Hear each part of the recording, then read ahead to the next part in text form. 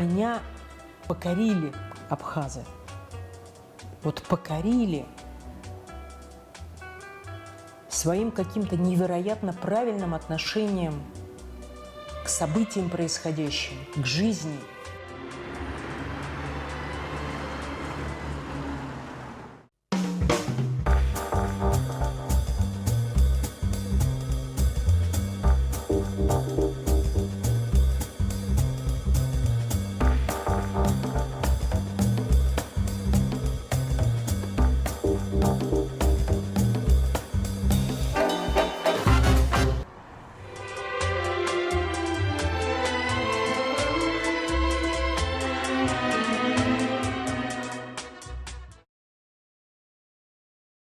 Дом – это прежде всего, когда в этом доме есть родные и близкие, и друзья, которые с удовольствием к тебе приходят.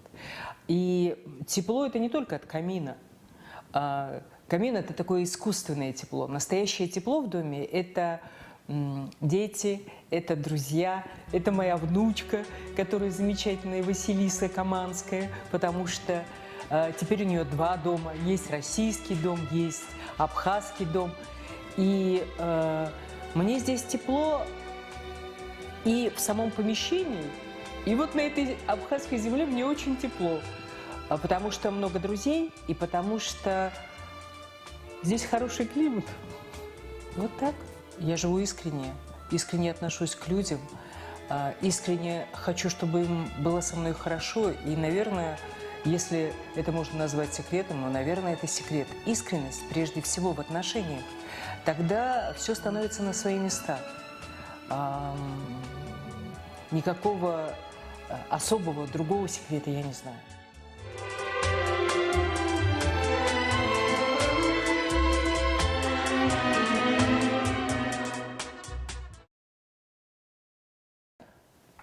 Мне очень хотелось вернуться в то место, где меня родила мама. Я делала несколько попыток туда вернуться. Но то меня снег не пускал, то автобус не ходил, то я не могла поехать. А для того, чтобы было понятно, это место рождения сегодня за границей, Литва. Есть такое местечко Эржевилкас, Юрбаркасского района Литовской ССР, куда просто так автобус не ходит. Он ходит по расписанию несколько раз в неделю.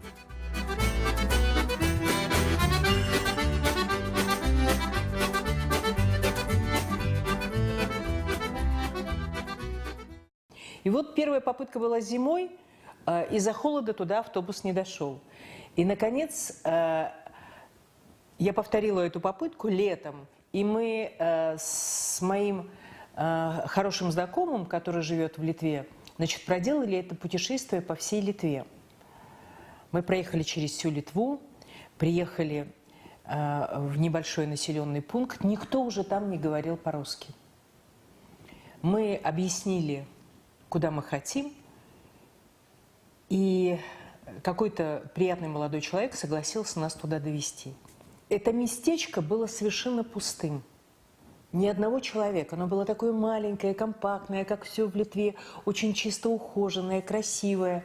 По-литовски было написано «Эржевикас».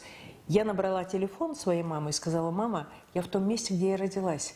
Она говорит: «Да ну ты что, не может быть». Я говорю: «Мама, вот сейчас я тебе пошлю по WhatsApp видео, а ты мне рассказывай, где, в каком доме я родилась». Она говорит: «Церковь видишь?» Я говорю: «Вижу».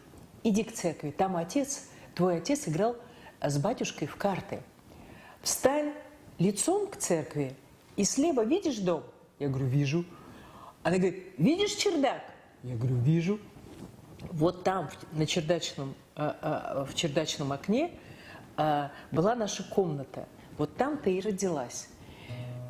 И такое странное чувство меня охватило, хоть и я не помню этого момента рождения, я только по рассказам мамы знаю, что это было сложное время, когда бандформирования по лесам литовским бегали, и отец, как русский солдат, они там их искали, воевали, и он был начальником этого гарнизона, и в нашем доме стояли пулеметы, потому что была такая охрана, потому что за его голову обещали большие деньги, и на него была организована настоящая охота.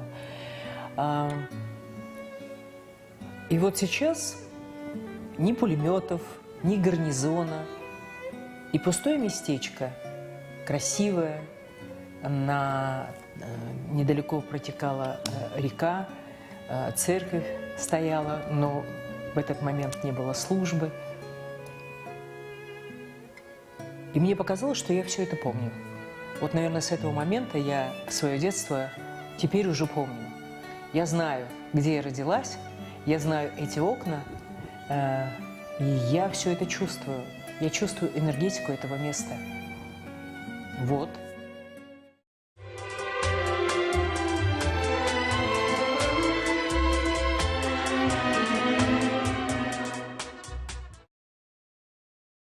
Об отце очень интересно говорить на фоне сегодняшних отношений и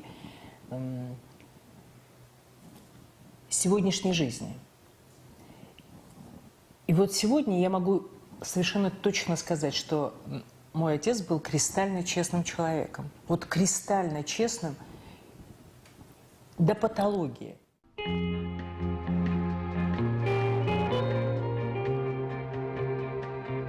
И у их поколения были принципы, которые, вот как в заповедях, там не укради, не прелюбодействуй, не обмани друга. Вот у него были правила, по которым он жил, и они сегодня, к сожалению, у многих отсутствуют. Он, наверное, бы очень многих посадил. Честно, за то, как они относятся к жизни, за то, как они относятся к своей работе, за то, как они используют свои возможности. Их поколение не пользовалось своими возможностями. Мы никогда не были богатой семьей. Мы всегда жили очень скромно. У нас не было ни хорошей квартиры, ни машины, у нас не было ничего. И когда отец уже уходил, он болел, я ему говорила: батя, вот то, что ты не сделал, я сделаю. Я построю дом, у меня, батя, будет машина, и я выполню все, что ты не смог в этой жизни. Потому что жизнь изменилась, и я теперь это могу сделать. Это не значит, что у меня поменялись принципы. Нет. Но время изменилось. И сегодня, когда я прихожу к отцу на могилу, я ему говорю: отец, у нас произошло то-то, то-то. У нас есть теперь машина, на которой бы ты с удовольствием ездил. У нас наконец-то появился свой собственный дом. И это такое, как будто я ему дала перед тем, как он ушел, какую-то клятву, и я ее выполнила. А я бы не сказала, что он максималист. Он живет по принципам. Я тоже живу по принципам. А в этом, наверное, мы с ним похожи. Моя мама, по крайней мере, говорит, что я дочь своего отца.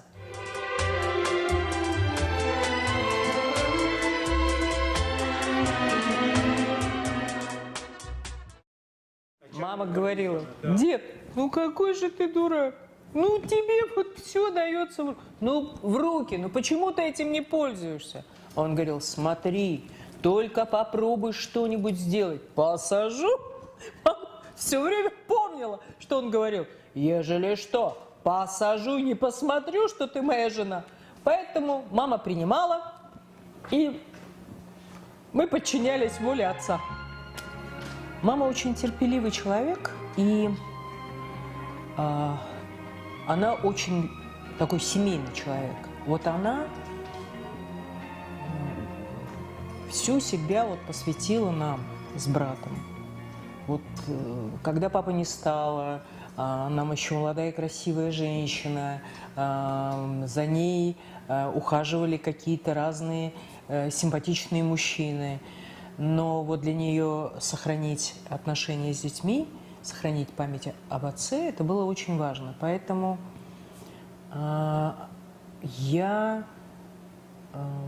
по отношению к семье очень многому у нее научилась, и многое от нее взяла. Для меня там сын, дети, внуки – такая очень важная составляющая часть моей жизни, что бы я там ни делала. Но очень многое подчинено именно им.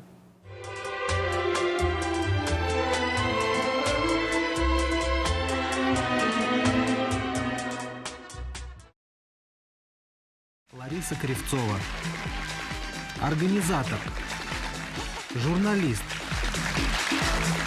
Надо сказать, что я сегодня волнуюсь больше за свою маму, чем, наверное, мама волновалась, когда меня рожала. Лауреат престижного «Золотого пера» и многих правительственных наград, в числе которых Абхазский орден «Честь и слава». Вы знаете, я сейчас заплачу, потому что...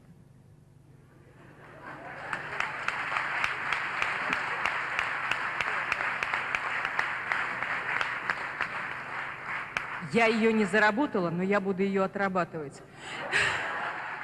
Вот когда здесь, в Абхазии, было очень тяжело, когда ты ехал по дорогам, и тебе навстречу не попадалась ни одна машина, когда не было ни одного рекламного щита, когда не работали магазины,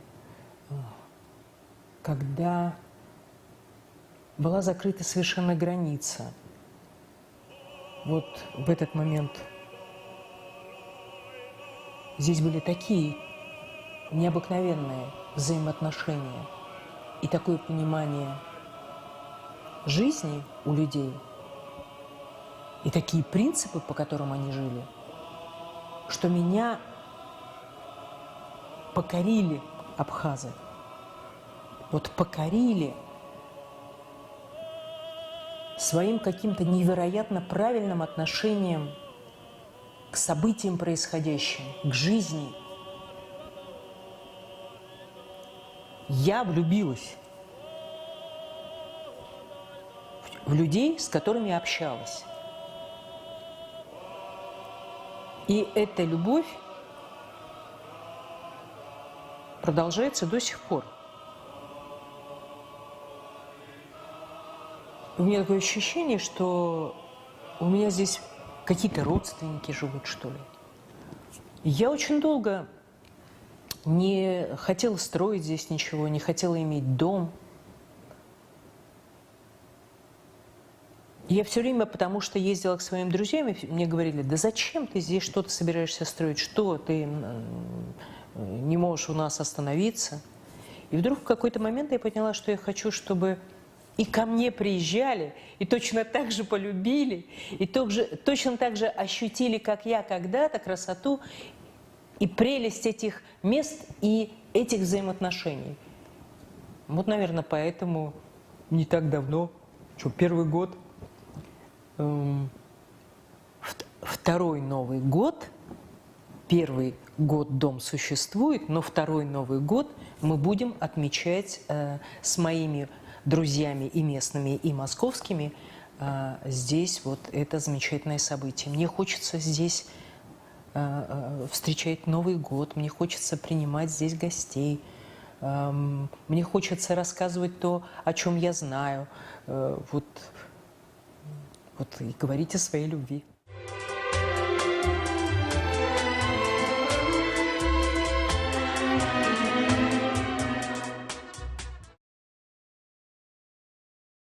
Вернуться к своим принципам, которые были сразу после войны. Вы были честными, смелыми. Мы были.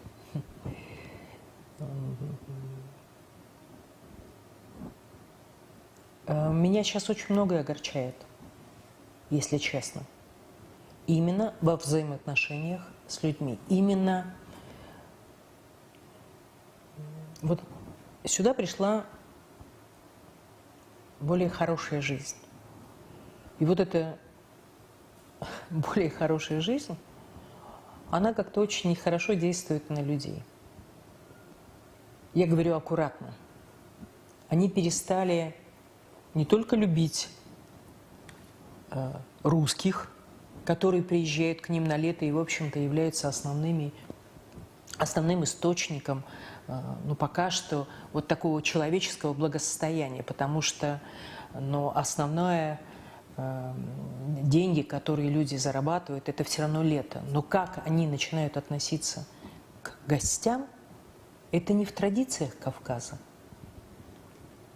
Они почему-то перестали их уважать, любить, принимать как положено. Почему-то они решили, что их нужно обязательно обманывать. И летом многие говорят о негативном отношении к ним. Почему? С чего вдруг? Это так не по-кавказски, это так не по-абхазски. Вот тут понаехали, надоели. Как надоели? Это люди дают возможность вам жить потом зиму и до следующего лета. Вот это какое-то странное отношение к гостям меня очень удивляет.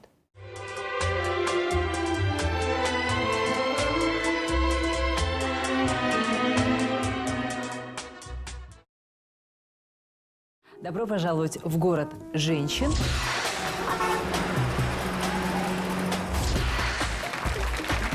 Удовольствие это он ощутил.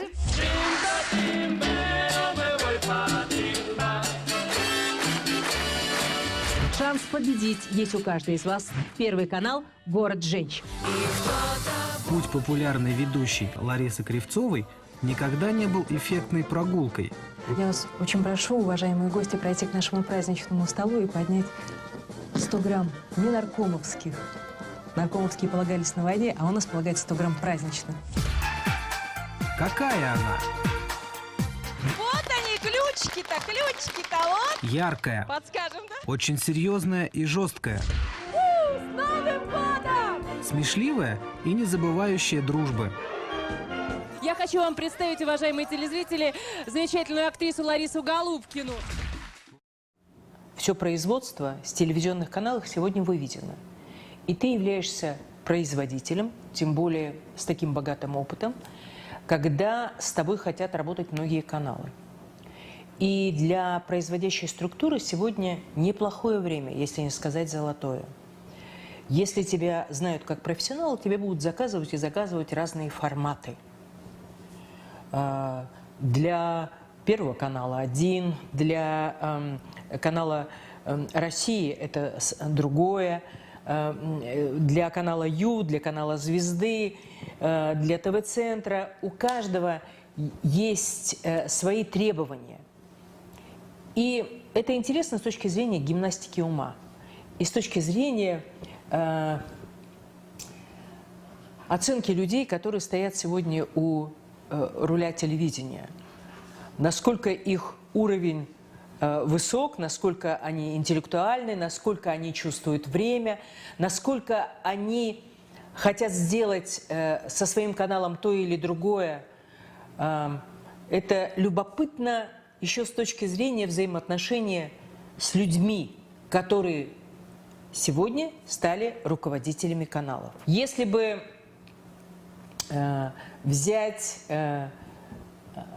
глубину канала «Культура», соединить с современным взглядом Первого канала, с традициями Второго, с контентом и со зрителем там, канала «Звезда», и еще подключить сюда молодежные каналы, то, наверное, тогда бы мне было совершенно комфортно. А так с каждым интересно по-своему.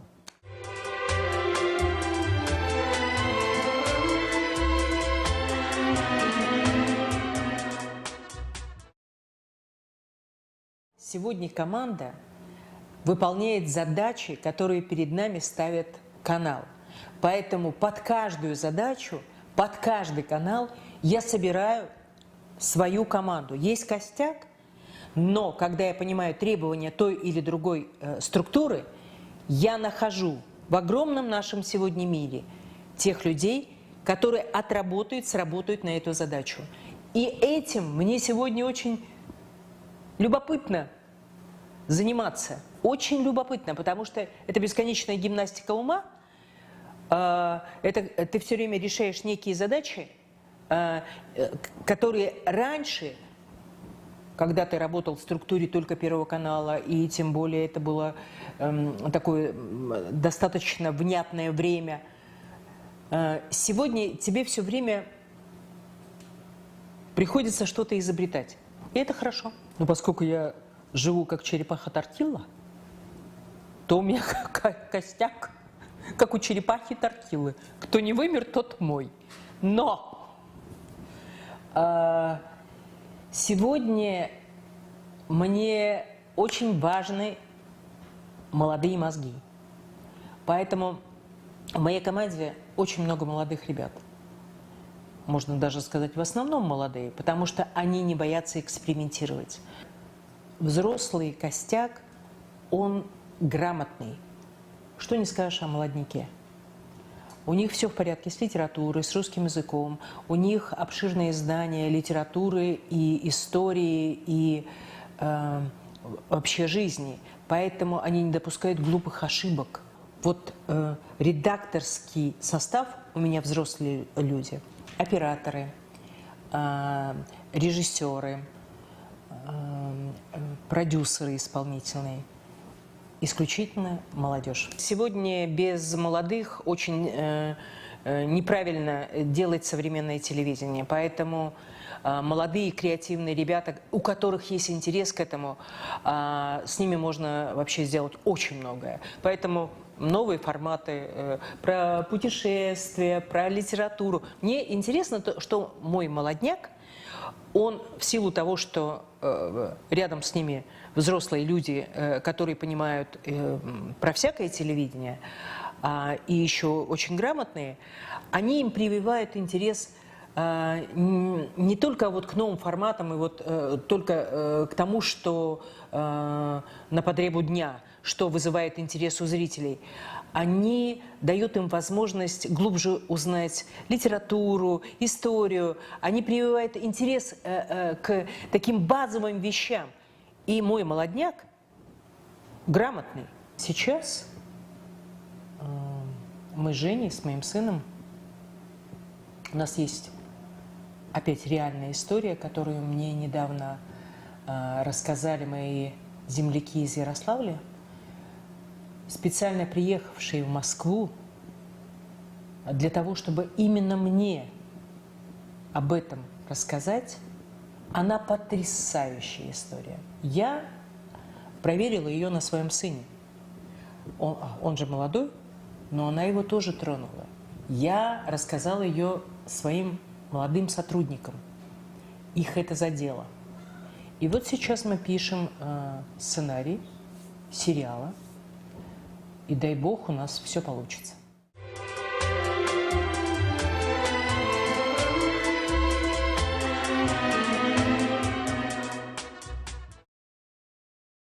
У нас у каналов небольшие деньги. И мы можем делать за маленькие деньги. Но есть проекты, которые покрывают наши издержки, если мы выигрываем гранты, а мы их выигрываем достаточно часто, или у Русского географического общества, или у Министерства культуры, и тогда мы можем делать масштабные международные проекты, которые мне иногда кажутся, что если бы мы защищали диссертацию, то мы бы защитили какие-то научные диссертации. Вот такого уровня фильмы нам приходится делать исследовательские. Нам вообще нравится заниматься исследовательской работой. И вот такие проекты, ну не меньше нескольких миллионов.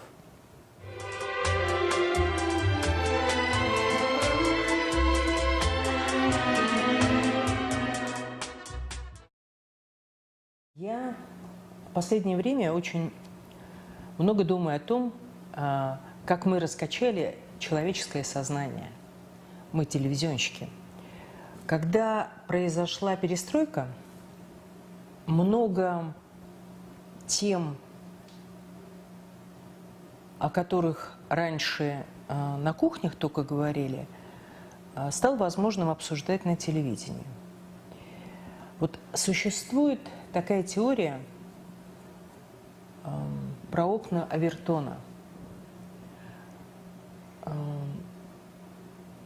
что любое нехорошее, что-то неправильное при грамотной подаче можно сделать нормой.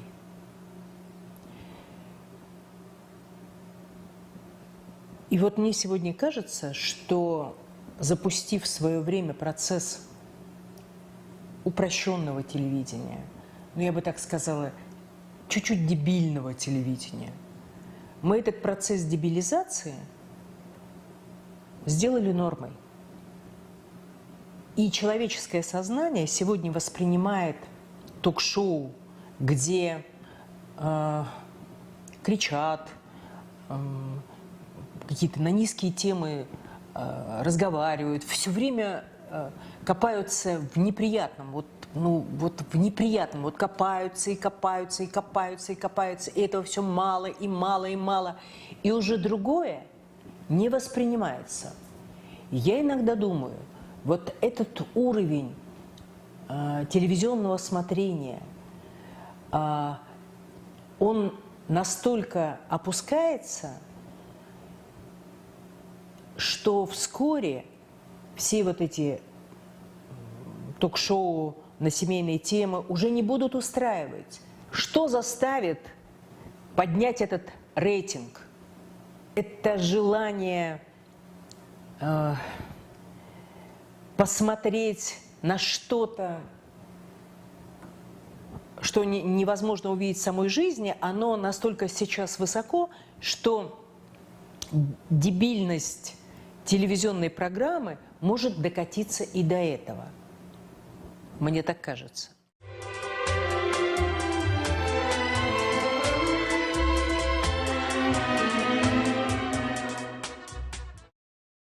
У меня есть любимые цветы, ландыши. Такие неприметливые, но я пытаюсь здесь их в Абхазии развести. Надо сказать, что с этими ландышами у меня связана такая интересная история, потому что как только появляются первые ландыши, они, конечно, в Красной книге, но тем не менее их всегда продают на дороге у нас в Москве. И я всегда покупаю. Вот они появились, я всегда покупаю. Теперь мне покупает сын, моя невестка. Они покупают мне огромные букеты, просто огромные-огромные. И я всегда бываю счастлива, но меня потрясла одна история, связанная тоже с этими ландышами. Проезжая мимо Белорусского вокзала, в этом месте этими цветами торгуют дети. И я всегда покупаю цветы у одного и того же мальчика. Чистенький, хорошенький мальчик. По какой причине он стоит на дороге, не знаю, может, просто подрабатывает. Мою машину он уже знает. И как только он видит, что там недалеко от светофора появилась моя машина, он бежит с выпученными глазами, кричит: «Тетя, тетя, тетя, остановись, тетя!» Я всегда останавливаюсь, покупаю ландыши. Вдруг какое-то время я не ездила по этой дороге, потому что на Белорусском вокзале стали заторы. Прошло достаточно много времени, чуть ли не год. И через год я опять поехала по этой дороге.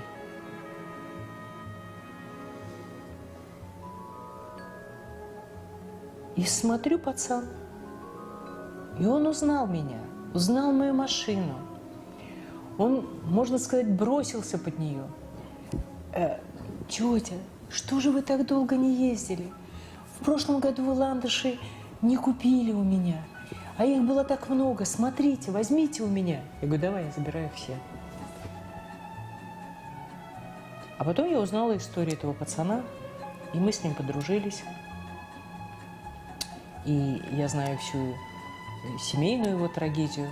Ну вот так ландыши соединили людей, и, может быть, я ему помогла, а он помог мне, потому что он почувствовал некую мою тонкую направленность, тонкую настроенность на определенный цветок и на определенный запах. Вот. А сейчас этот эпизод войдет в сценарий художественного фильма.